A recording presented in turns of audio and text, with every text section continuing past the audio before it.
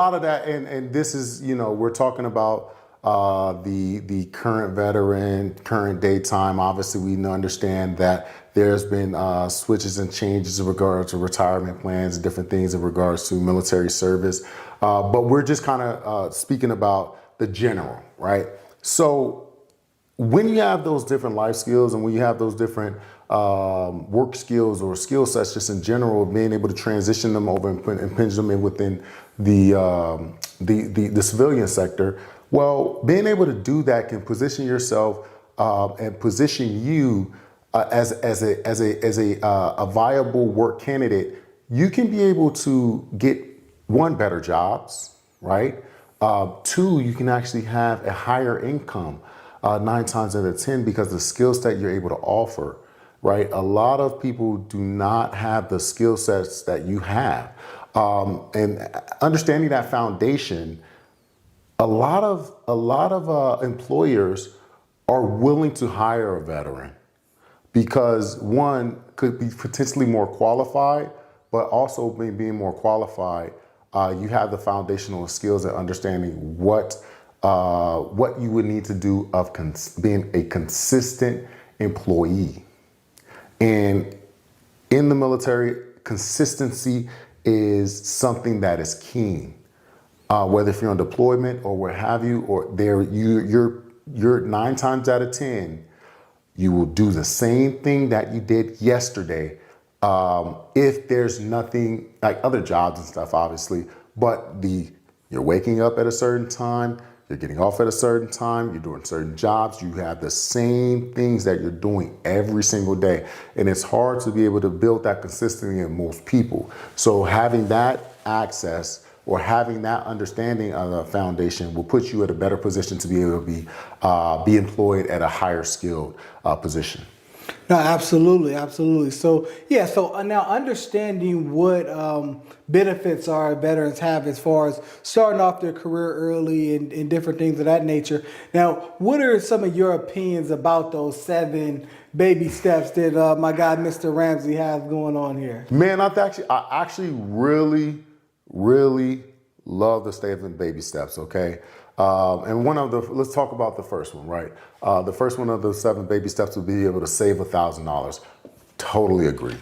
If you do not have $1,000 in your bank account for just an emergency or something that you need to quickly deploy of capital, you have a problem, okay? Because you don't want to live in a position of scarcity.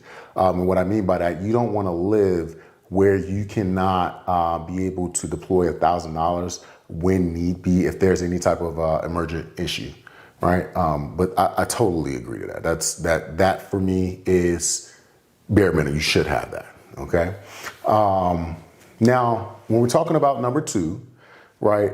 Number 2 is interesting because now we're talking about paying off all debt. When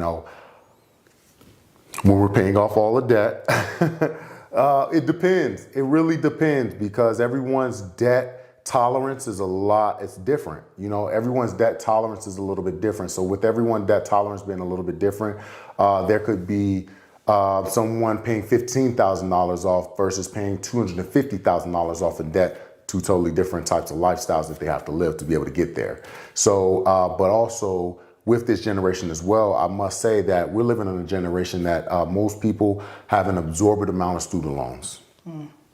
So with having that type of debt that's lingering on your behalf for the rest of your life, which most people aren't going to be able to pay those off in a timely manner, it's very hindering in regards to your progression, I would say. But some, it's not. Some will go work 2, 3, 4 jobs if need be to get things paid off. But what type of life are you living out of that as well? So that's a concern for myself. But veterans, when we're talking about veterans, a lot of these active duty members or veterans could, again, as I mentioned before, have a higher earning position, but not only a higher earning position, but also having access to other capital resources, resource centers to help you to be able to develop a business, get a job, and so many other ways to be able to get that, basically get to these baby steps faster, quicker, but also put yourself in a better position to to financial stability. Yeah, absolutely. And, I'm glad you touched on student loans. So, obviously we know with our veterans, right, if they become 100% service connected, you can get the student loans forgiven. But however, let's say you're not 100% service connected and you're not on a journey to do that. How can you get your student loans forgiven, right? There are some other alternatives, right? They have the public service loan forgiveness program. Oftentimes, a lot of veterans go and after service, they get a government job, right? So if you're working for a government or nonprofit for at least 10 years, while you're paying off your student loans, 120 payments, you can actually get those student loans forgiven within that 10-year time period. And they've opened up some other programs as well if you don't work for government or even nonprofit, because in that public loan forgiveness program, you could actually work for a nonprofit as well. But let's say you're not doing either of those.